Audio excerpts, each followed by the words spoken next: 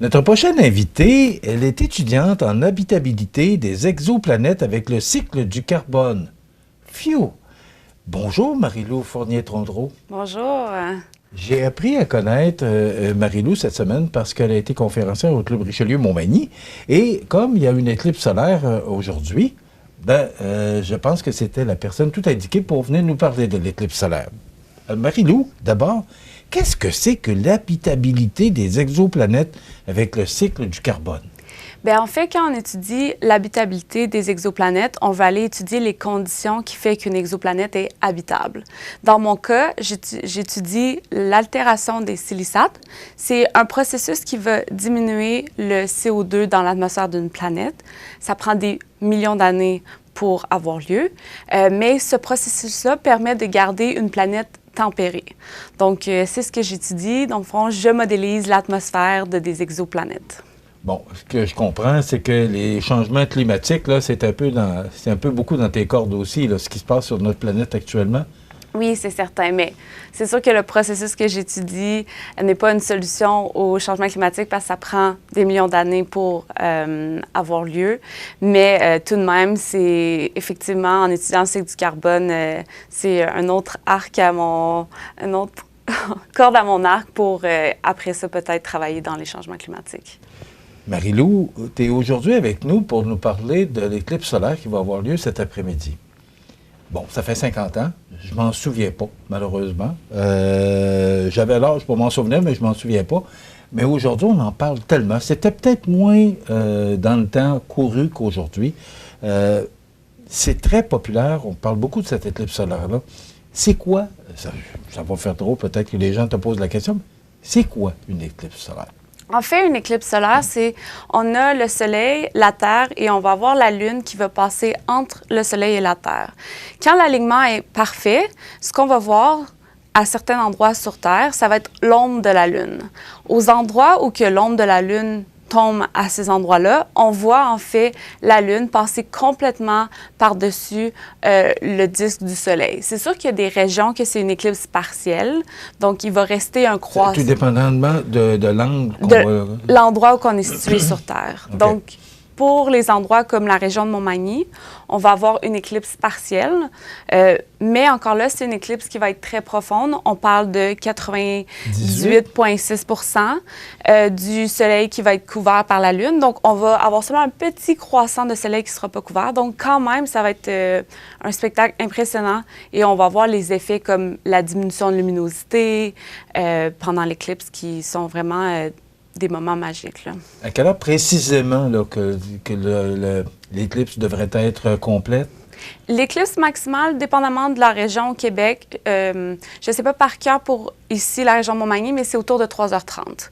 Mais le début de l'éclipse partielle commence vers 2h15. On peut voir la Lune passer tranquillement devant le Soleil, et vers 3h30, pour les régions comme Montmagny, que c'est une éclipse partielle, on va quand même avoir le maximum vers 3h30 et ça se poursuit jusqu'à 4h30.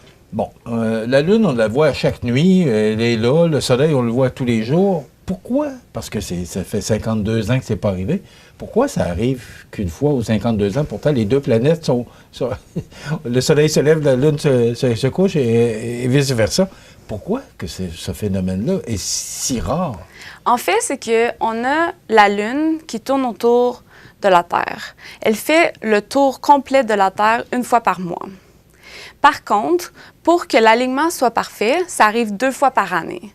Sauf que la zone où l'ombre de la Lune va tomber sur la Terre va se déplacer tout dépendamment la rotation de la Terre est où à ce moment-là. Donc, c'est pour ça que dans une région en particulier, pour un humain, ça va arriver peut-être une fois dans une vie qu'on va voir une éclipse, mais en réalité, des éclipses, il y en a 2 fois par année sur la Terre, en tout cas, à quelque part sur la Terre. OK. Avec le même phénomène que la Lune? Oui. Est-ce que c'est toujours la Lune qui passe devant le Soleil? Toujours, oui. Ça, c'est l'éclipse Soleil. On a aussi l'éclipse de la Lune. Ça, à ce moment-là, c'est différent. Là, quand on a une éclipse lunaire, ça va être vraiment, on a le Soleil, la Terre et ensuite la Lune. Donc là, ce qu'on va voir, c'est l'ombre de la Terre sur la Lune. OK. Est-ce que c'est un phénomène aussi rare que celui qu'on Non. va voir aujourd'hui? C'est un phénomène moins rare. À un endroit sur Terre, ça va arriver environ une fois par année, parce qu'à ce moment-là, il suffit seulement d'être la nuit pour pouvoir observer l'ombre de la Terre sur la Lune. On n'a pas besoin d'être dans une zone particulière où que l'ombre de la Lune tombe à cet endroit-là. Tu parlais d'éclipses à 98 qu'à certains endroits, ça va être 100 là, mais à 98,6 c'est pas loin d'être complète. Oui. Qu'est-ce qui fait, et là, on ne s'est pas préparé les questions, mais moi, ça me fascine beaucoup. Qu'est-ce qui fait que l'éclipse va être complète, que le Soleil et la Lune sont de même dimension? Parce que c'est pas le cas ou c'est le cas? Non, pas du tout. Non, pas hein? du tout. C'est ce que je pensais. Ah, alors, qu'est-ce qui fait que il y a une éclipse complète? Ça veut dire qu'ils sont égaux tous les deux, là? C'est vraiment la projection. Ça tombe, on est vraiment chanceux. Donc, on a un alignement, comme je dis, qui est parfait, qui fait que c'est comme quand on regarde quelque chose qui est proche, qui va nous avoir l'air plus gros que quelque chose de loin. Donc, c'est juste qu'à ce moment-là, l'alignement est parfait pour que la Lune couvre entièrement le Soleil. Donc, c'est vraiment pour ça que ça arrive. Mais non, sont vraiment de dimensions complètement différentes. L'ordre de grandeur est énorme entre le Soleil et la Lune, là, de différence.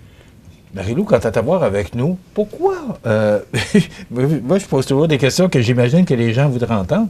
Pourquoi on a un clair de lune? Pourquoi on a un quart de lune, une demi-lune? Parce qu'il n'y a rien qui passe devant la Lune. C'est quoi le phénomène? C'est vraiment dans le fond, c'est la Lune qui tourne autour de la Terre. Donc là, à ce moment-là, ça ne va pas être la même quantité de soleil qui va arriver sur la Lune, tout dépendamment où qu'elle est dans son orbite. Donc, nous, ce qu'on voit, c'est vraiment la lumière du soleil qui est réfléchie sur la Lune. Fait que c'est pour ça que tout dépendamment où est située la Lune autour de la Terre, on ne verra pas la même croissant de Lune, que ce soit une pleine Lune ou une nouvelle Lune, etc. Et ce que j'ai compris, c'est que la Lune fait le tour de la Terre une fois par mois. Exactement. Alors, c'est pour ça qu'on a un quart de Lune, un clair de Lune. Qu'est-ce qui peut inciter une jeune fille comme toi à se lancer dans l'habitabilité des exoplanètes? Parce que, bon, tu avais choisi un autre métier, tu as décidé de retourner à l'école pour étudier les planètes, entre autres. Là. Qu'est-ce qui motive une fille de ton âge à retourner à l'école en physique? Et c'est quand même, là, on sait que c'était pas ma matière la plus forte à l'école, là, parce que c'est très exigeant. Qu'est-ce qui t'a incité à retourner à l'école? Moi, ce qui m'a incité, c'était vraiment ma passion pour, au départ, les mathématiques et la physique. Puis est venue en grandissant vraiment ma fascination pour l'astrophysique. Je pense qu'à la base, c'est une passion, mais c'est aussi, moi, la matière scolaire à l'école que je performais le mieux, c'est vraiment plus mathématiques et physique. Donc, c'est pour ça que finalement, j'ai suivi mes rêves et j'ai poursuivi dans ce qui me passionnait. Où tu veux aller avec ça? C'est où que tu veux que toute cette formation-là t'amène?